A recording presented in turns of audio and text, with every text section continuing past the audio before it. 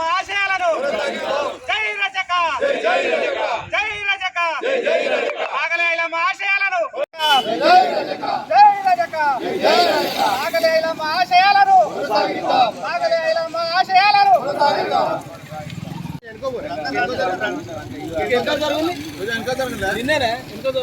జై రజక జై రజక సాగలి ఐలమ్మ ఆశయాలను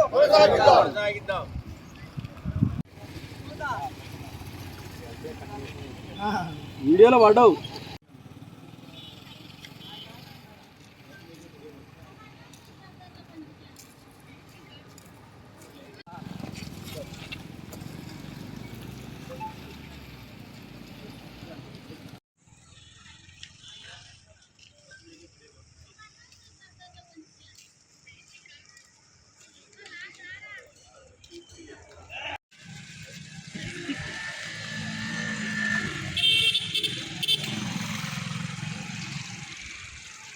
మరియు మా కుల బాంధవ్యులకు అందరికీ పేరు పేరున నమస్కారాలు.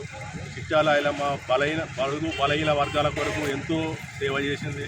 ఆమె యొక్క ధైర్య సాహసాల వల్ల ఈరోజు మా కులానికి ప్రతి ఒక్క వారికి ఈ గర్వకారణం. అలాగే మాకు రేవంత్ రెడ్డి గారు పోటీ మహిళా యూనివర్సిటీకి చాగలి ఐలమ్మ పేరు పెట్టడం, మరియు అలాగే చాగలి ఐలమ్మ మనవరాలకి మహిళా కమిషన్ సభ్యురాలుగా ఇవ్వడం నిజంగా గర్వించదగ్గ విషయం. అలాగే ఇక ముందు కూడా మాకు ప్రతి ఒక్కటి కూడా చేయాలని కోరుకుంటూ ఈ యొక్క అవకాశం ఇచ్చిన మండల కేంద్రంలో 129వ చాగలి ఐలమ్మ గారి జయంతి సంబరాలు జరుపుకోవడం ఎంతో సంతోషదాయకం.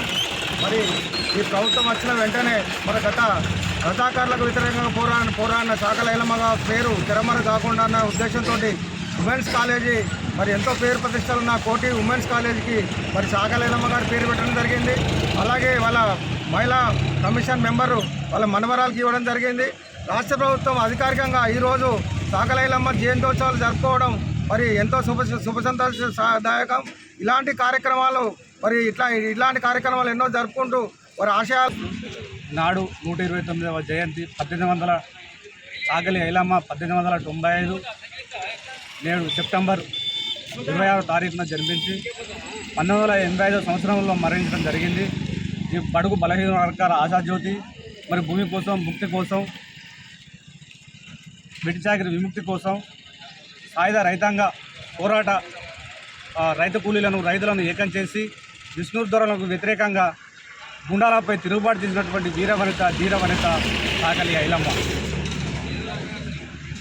ఈమెను చాగలి ఐలమ్మను పూర్తిగా తీసుకొని మహిళా లోకం అందరూ కూడా మనం ముందుకు సాగవలసినటువంటి తరుణం. ఈ కార్యక్రమాన్ని రాష్ట్ర ప్రభుత్వం మన రేవంత్ రెడ్డి గారు అధికారికంగా నిర్వహించడం